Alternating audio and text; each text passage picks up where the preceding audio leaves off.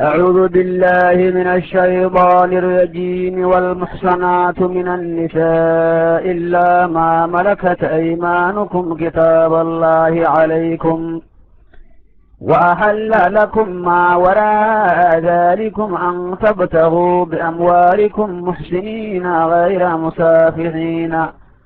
فما استمتعتم به منهن فآتوهن أجورهن فريضة، ولا جناح عليكم فيما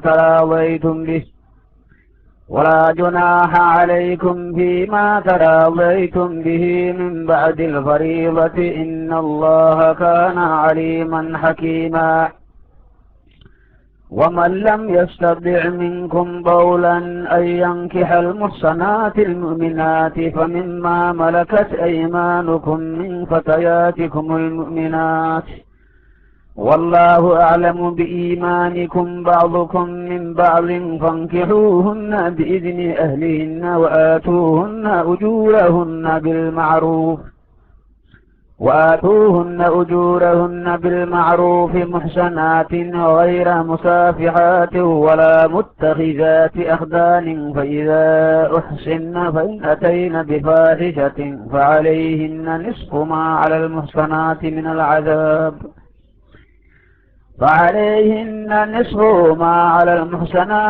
العذاب، ذلك لمن خشي العنة منكم، وأن تصبروا خير لكم، والله غفور رحيم.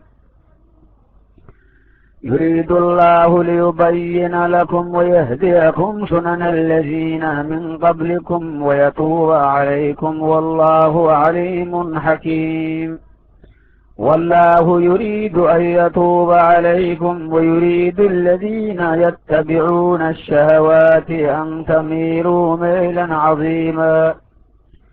يريد الله أن يخفف عنكم وخلق الإنسان ضعيفا. يا أيها الذين آمنوا لا تأكلوا أموالكم بينكم بالباطل إلا أن تكون تجارة عن تراض منكم، ولا تقتلوا أنفسكم إن الله كان بكم رحيما. ومن يفعل ذلك عدوانا وظلما فسوف نصليه نارا، وكان ذلك على الله يسيرا. إن تجتنبوا كبائر ما تنهون عنه نكفر عنكم سيئاتكم وندخلكم مدخلا كريما. ولا تتمنوا ما فضل الله به بعضكم على بعض، للرجال نصيب مما اكتسبوا وللنساء نصيب مما اكتسبن واسألوا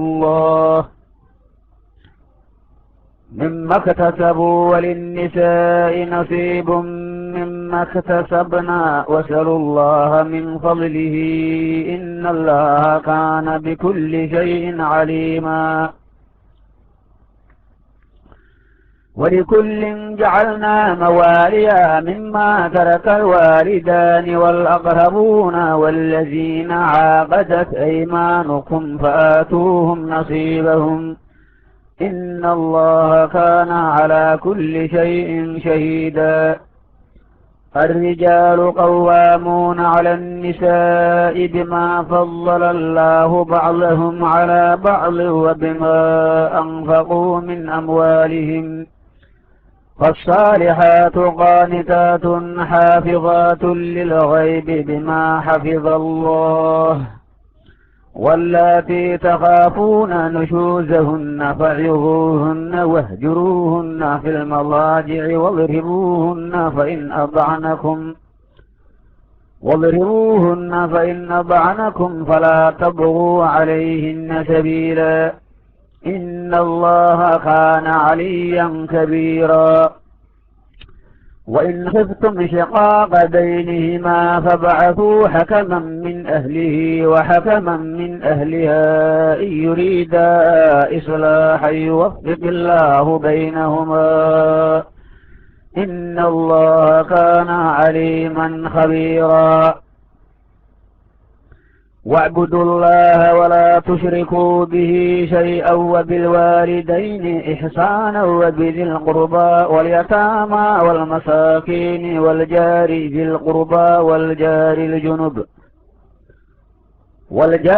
القربى والجار الجنب والصاحب بالجنب وابن السبيل وما ملكت أيمانكم إن الله لا يحب من كان مختالا فخورا الذين يبخلون ويأمرون الناس بالبخل ويكتمون ما آتاهم الله من فضله وأعتدنا للكافرين عذابا مهينا والذين ينفقون أموالهم رئاء الناس ولا يؤمنون بالله ولا باليوم الآخر ومن يكن الشيطان له قرينا فساء قرينا وماذا عليهم لو آمنوا بالله واليوم الآخر وأنفقوا مما رزقهم الله وكان الله بهم عليما إن الله لا يظلم مثقال ذرة وإن تك حسنة يضاعفها ويؤتي من لدنه أجرا عظيما فكيف إذا جئنا من كل أمة بشهيد وجئنا بك على هؤلاء شهيدا يومئذ يود الذين كفروا وعصوا الرسول لو تسوى بهم الأرض ولا يكتمون الله حديثا يا أيها الذين آمنوا لا تقربوا الصلاة وأنتم سكارى حتى تعلموا ما تقولون ولا جنبا إلا عابري سبيل حتى تغتسلوا وإن كنتم مرضى أو على سفر أو جاء أحد منكم من الغائط أو لامستم النساء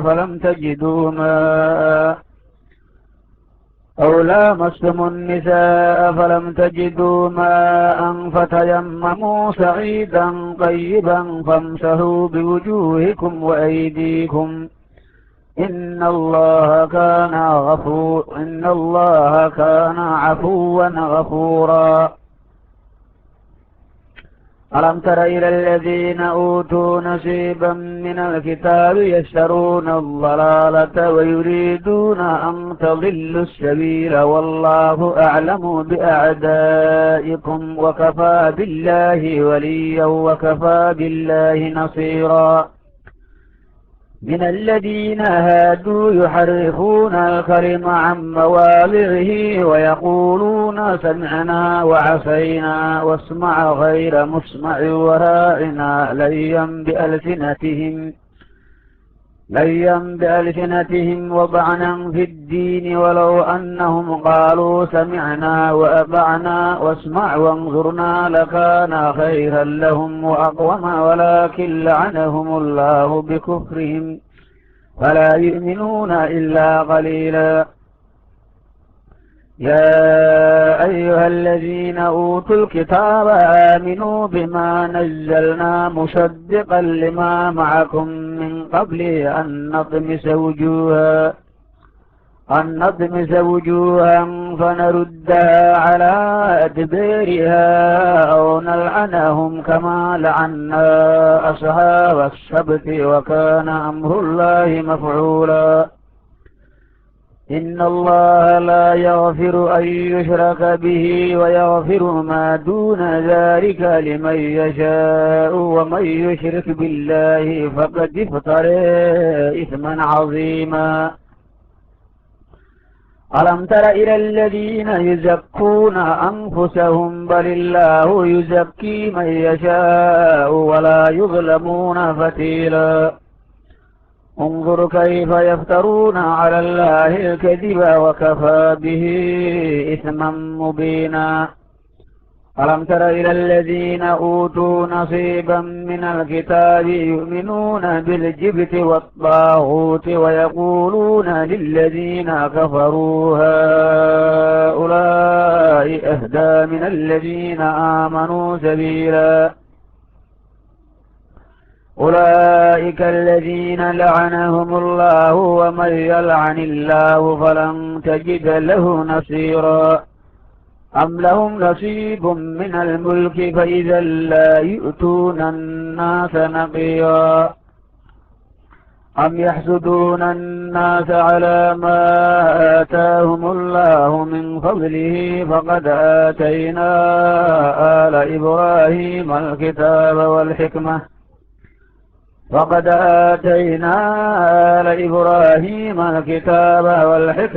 وآتيناهم ملكا عظيما فمنهم من آمن به ومنهم من صد عنه وكفى بجهنم سعيرا إن الذين كفروا بآياتنا سوف نصليهم نارا كلما نضجت جلودهم بدلناهم جلودا غيرها ليذوقوا العذاب إن الله كان عزيزا حكيما والذين آمنوا وعملوا الصالحات سندخلهم جنات تجري من تحتها الأنهار خالدين فيها أبدا لهم فيها أزواج مطهرة وندخلهم ظلا ظليلا إن الله يأمركم أن تؤدوا الأمانات إلى أهلها وإذا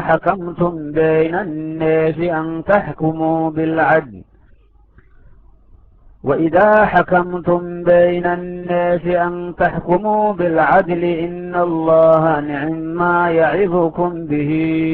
إن الله كان سميعا بصيرا يا أيها الذين آمنوا أطيعوا الله وأطيعوا الرسول وأولي الأمر منكم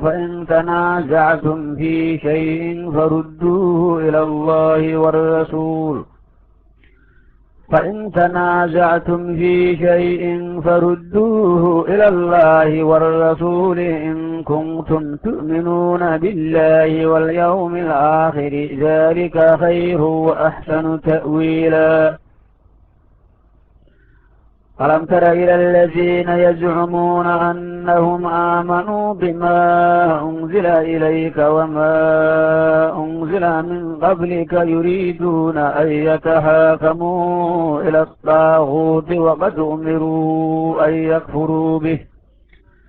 وقد أمروا أن يكفروا به ويريد الشيطان أن يضلهم ضلالا بعيدا وإذا قيل لهم تعالوا إلى ما أنزل الله وإلى الرسول رأيت المنافقين يصدون عنك صدودا فكيف إذا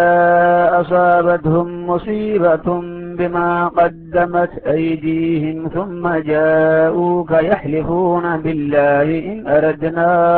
إلا إحسانا وتوفيقا أولئك الذين يعلم الله ما في قلوبهم فأعرض عنهم وعظهم وقل لهم في أنفسهم قولا بليغا وما أرسلنا من رسول إلا ليطاع بإذن الله ولو أنهم إذ ظلموا أنفسهم جاءوك فاستغفروا الله واستغفر لهم الرسول لوجدوا الله توابا رحيما فلا وربك لا يؤمنون حتى يحكموك فيما شجر بينهم ثم لا يجدوا في أنفسهم حرجا مما قضيت ويسلموا تسليما ولو أنا كتبنا عليهم أن اقتلوا أنفسكم أو اخرجوا من دياركم ما فعلوه إلا قليل منهم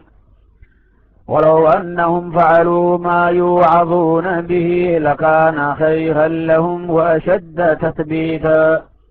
وإذا لآتيناهم من لدنا أجرا عظيما ولهديناهم صراطا مستقيما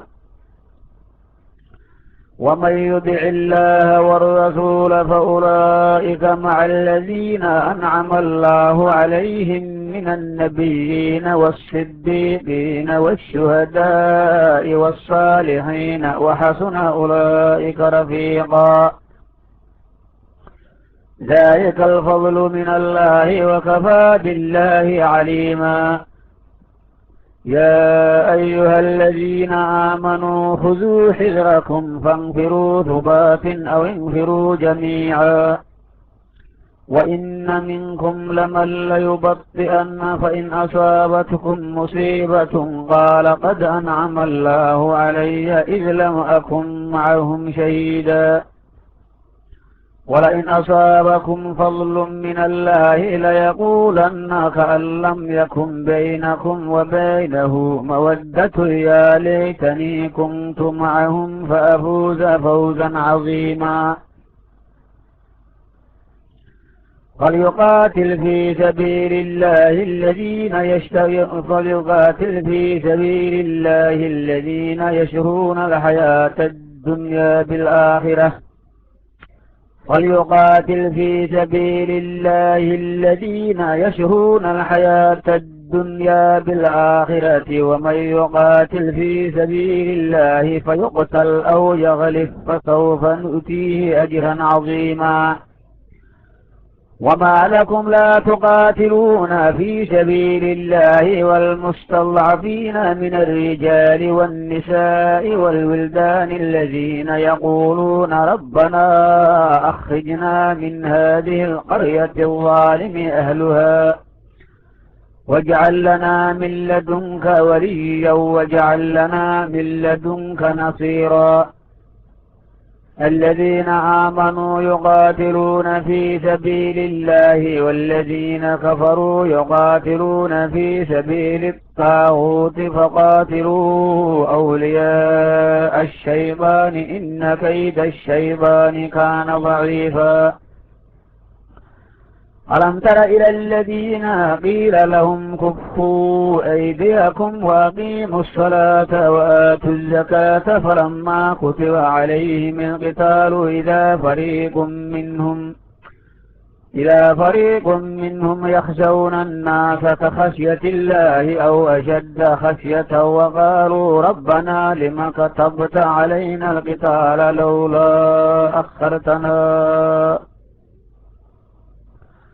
وقالوا ربنا لم كتبت علينا القتال لولا أخرتنا إلى أجل قريب قل متاع الدنيا قليل والآخرة خير لمن اتقى ولا تظلمون فتيلا أينما تكونوا يدرككم الموت ولو كنتم في بروج مشيدة وإن تصبهم حسنة يقولوا هذه من عند الله وإن تصبهم سيئة يقولوا هذه من عندك قل كل من عند الله فما لهؤلاء القوم لا يكادون يفقهون حديثا ما أصابك من حسنة فمن الله وما أصابك من سيئة فمن نفسك وأرسلناك للناس رسولا وكفى بالله شهيدا من يطع الرسول فقد أطاع الله ومن تولى فما أرسلناك عليهم حفيظا ويقولون طاعة فإذا برزوا من عندك بيت طائفة منهم غير الذي تقول والله يكتب ما يبيتون فأعرض عنهم وتوكل على الله وكفى بالله وكيلا أفلا يتدبرون القرآن ولو كان من عند غير الله لوجدوا فيه اختلافا كثيرا وإذا جاءهم أمر من الأمن أو الخوف أذاعوا به ولو ردوه إلى الرسول وإلى أولي الأمر منهم لعلمه الذين يستنبطونه منهم ولولا فضل الله عليكم ورحمته لاتبعتم الشيطان إلا قليلا فقاتل في سبيل الله لا تكلف إلا نفسك وحرم المؤمنين عسى الله أن يكف بأس الذين كفروا والله أشد بأسا وأشد تنكيلا من يشفع شفاعة حسنة يكن له نصيب منها ومن يشفع شفاعة سيئة يكن له كفل منها وكان الله على كل شيء مقيتا وإذا حييتم بتحية فحيوا بأحسن منها أو ردوها إن الله كان على كل شيء حسيبا الله لا إله إلا هو ليجمعنكم إلى يوم القيامة لا ريب فيه ومن أصدق من الله حديثا فما لكم في المنافقين فئتين والله أركسهم بما كسبوا وما لكم في المنافقين فئتين والله أركسهم بما كسبوا أتريدون أن تهدوا من أضل الله ومن يضلل الله فلن تجد له سبيلا ودوا لو تكفرون كما كفروا فتكونون سواء فلا تتخذوا منهم أولياء حتى يهاجروا في سبيل الله ولا تتخذوا منهم أولياء حتى يهاجروا في سبيل الله فإن تولوا فخذوهم واقتلوهم حيث وجدتموهم ولا تتخذوا منهم وليا ولا نصيرا إلا الذين يصلون إلى قوم بينكم وبينهم ميثاق أو جاءوكم حصرت صدورهم أن يقاتلوكم أو يقاتلوا قومهم ولو شاء الله لسلطهم عليكم فلقاتلوكم فإن اعتزلوكم فلم يقاتلوكم وألقوا إليكم السلم فما جعل الله لكم عليهم سبيلا ستجدون آخرين يريدون أن يأمنوكم ويأمنوا قومهم كلما ردوا إلى الفتنة أركسوا فيها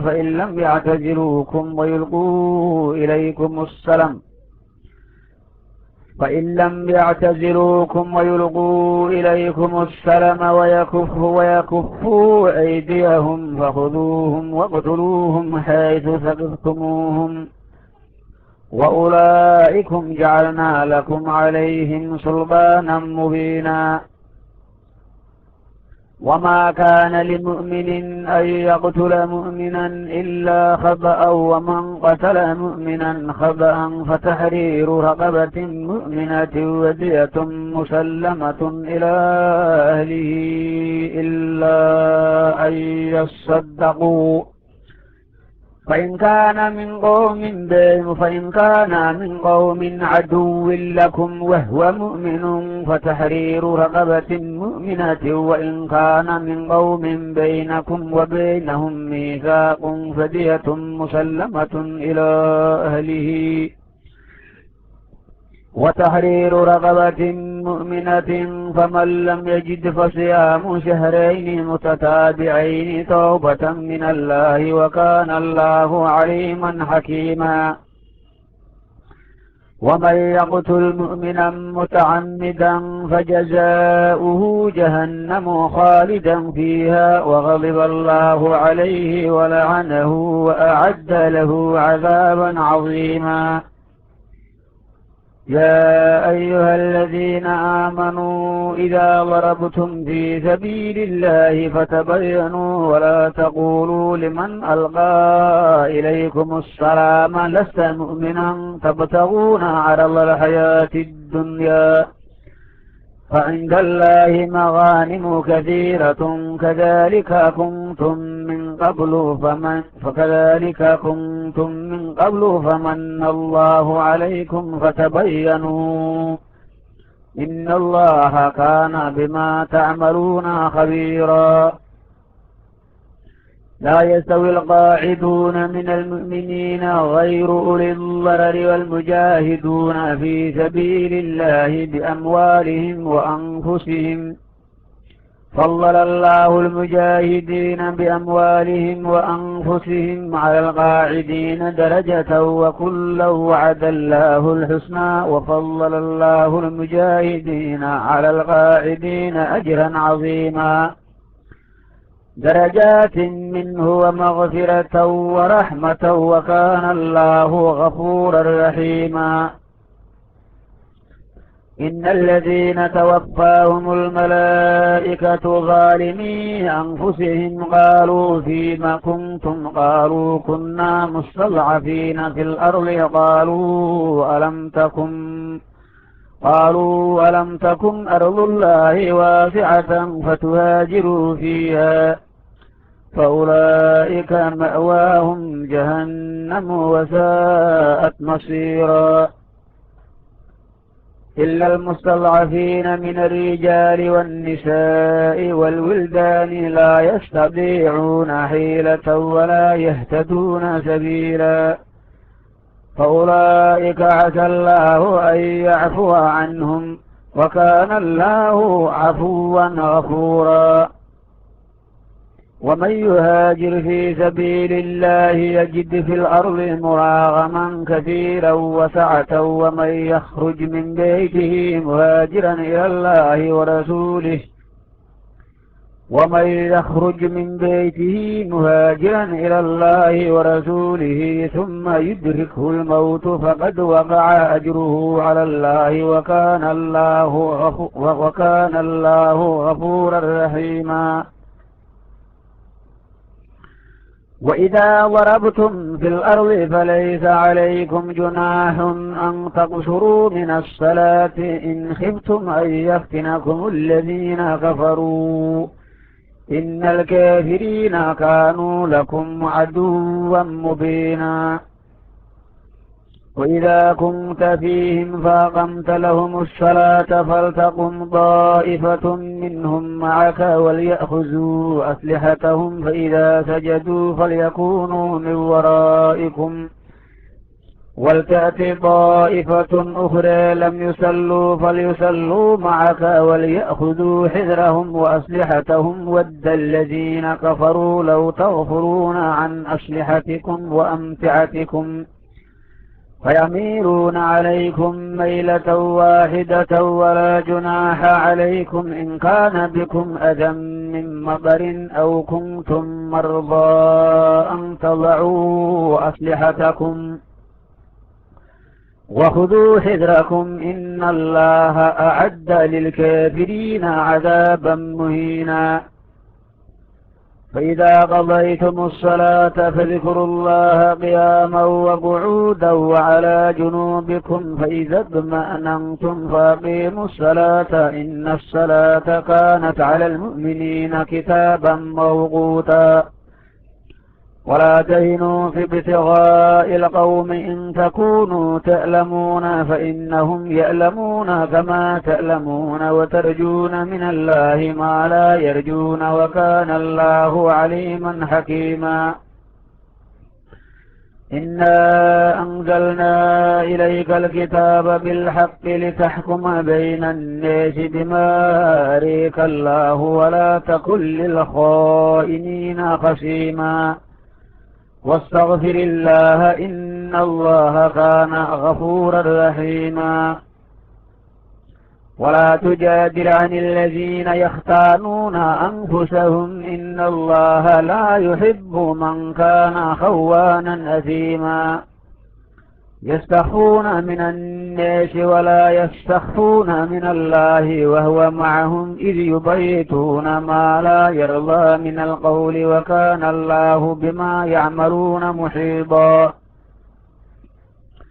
ها أنتم هؤلاء جادلتم عنهم في الحياة الدنيا فمن يجادل الله عنهم يوم القيامة أم من يكون عليهم وكيلا. ومن يعمل سوءا أو يظلم نفسه ثم يستغفر الله يجد الله غفورا رحيما. ومن يكسب إثما فإنما يكسبه على نفسه وكان الله عليما حكيما. ومن يكسب خطيئة أو إثما ثم يرمي به بريئا فقد احتمل بهتانا وإثما مبينا. ولولا فضل الله عليك ورحمته لهمت طائفة منهم أن يضلوك وما يضلون إلا أنفسهم وما يضرونك من شيء وأنزل الله عليك الكتاب والحكمة وعلمك ما لم تكن تعلم وكان فضل الله عليك عظيما. لا خير في كثير من نجواهم إلا من أمر بصدقة أو معروف أو إصلاح بين الناس ومن يفعل ذلك ابتغاء مرضات الله فسوف يؤتيه أجرا عظيما. ومن يشاقق الرسول من بعد ما تبين له الهدى ويتبع غير سبيل المؤمنين نوله ما تولى ونصله جهنم وساءت مصيرا. إن الله لا يغفر أن يشرك به ويغفر ما دون ذلك لمن يشاء ومن يشرك بالله فقد ضل ضلالا بعيدا. إن يدعون من دونه إلا إناثا وإن يدعون إلا شيطانا مريدا لعنه الله وقال لأتخذن من عبادك نصيبا مفروضا. وقال لأتخذن من عبادك نصيبا مفروضا. ولأضلنهم ولأمنينهم ولآمرنهم فليبتكن آذان الأنعام ولآمرنهم فليغيرن خلق الله ومن يتخذ الشيطان وليا من دون الله فقد خسر خسرانا مبينا. يعدهم ويمنيهم وما يعدهم الشيطان إلا غرورا. أولئك مأواهم جهنم ولا يجدون عنها محيصا. والذين آمنوا وعملوا الصالحات سندخلهم جنات تجري من تحتها الأنهار خالدين فيها أبدا وعد الله حقا ومن أصدق من الله قيلا. ليس بأمانيكم ولا أماني أهل الكتاب من يعمل سوءا يجزى به ولا يجد له من دون الله وليا ولا نصيرا. ومن يعمل من الصالحات من ذكر أو أنثى وهو مؤمن فأولئك يدخلون الجنة ولا يظلمون نقيرا. ومن أحسن دينا ممن أسلم وجهه لله وهو محسن واتبع ملة إبراهيم حنيفا واتخذ الله إبراهيم خليلا. ولله ما في السماوات وما في الأرض وكان الله بكل شيء محيطا. ويستفتونك في النساء قل الله يفتيكم فيهن وما يتلى عليكم في الكتاب في يتامى النساء في يتامى النساء اللاتي لا تؤتونهن ما كتب لهن وترغبون أن تنكحوهن والمستضعفين من الولدان وأن تقوموا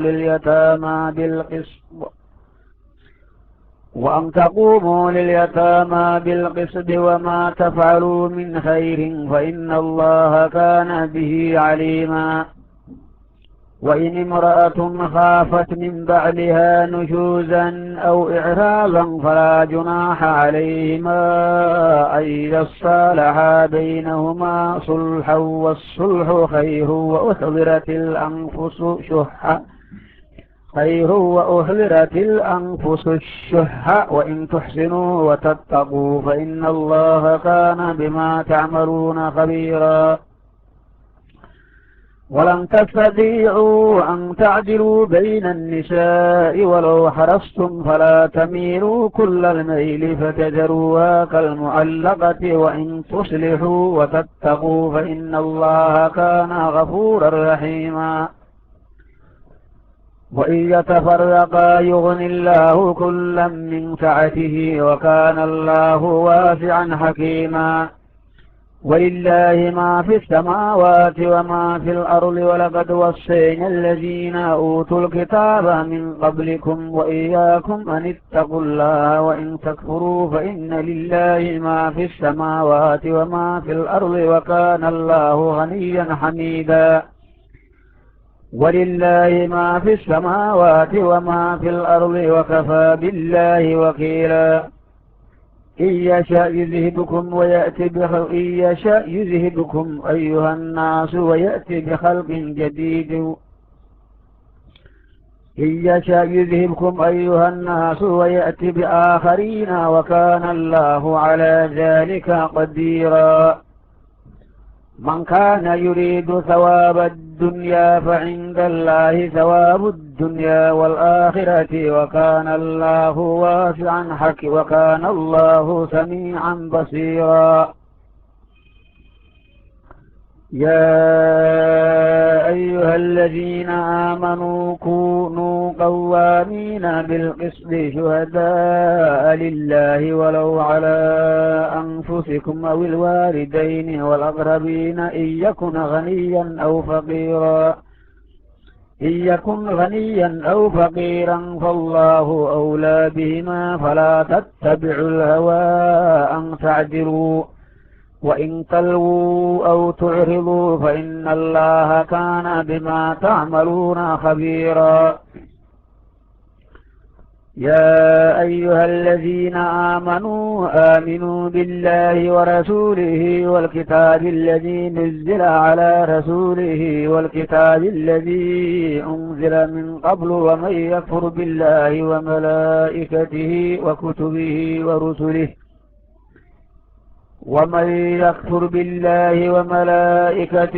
وكتبه ورسله واليوم الآخر فقد ضل ضلالا بعيدا. إن الذين آمنوا ثم كفروا ثم آمنوا ثم كفروا ثم ازدادوا كفرا لم يكن الله ليغفر لهم ولا ليهديهم سبيلا.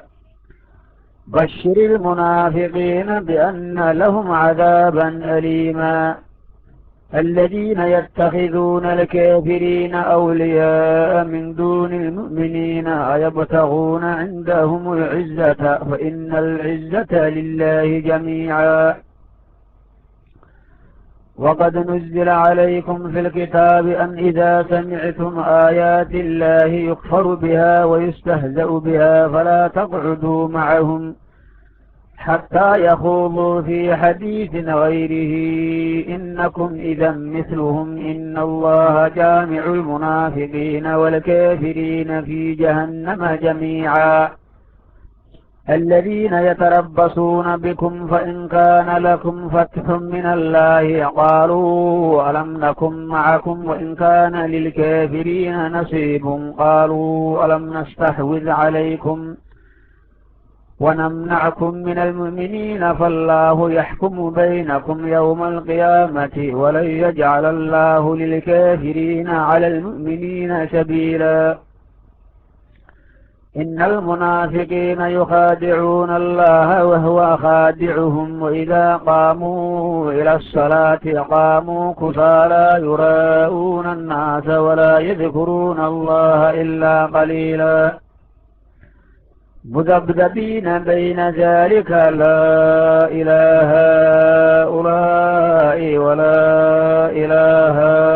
هؤلاء ومن يضلل الله فلن تجد له سبيلا يا أيها الذين آمنوا لا تتخذوا الكافرين أولياء من دون المؤمنين أتريدون أن تجعلوا لله عليكم سلطانا مبينا إن المنافقين في الدرك الأسفل من النار ولن تجد لهم نصيرا إلا الذين تابوا وأصلحوا واعتصموا بالله وأخلصوا دينهم لله فأولئك مع المؤمنين وسوف يؤتي الله المؤمنين أجرا عظيما ما يفعل الله بعذابكم إن شكرتم وآمنتم وكان الله شاكرا عليما صدق الله العلي العظيم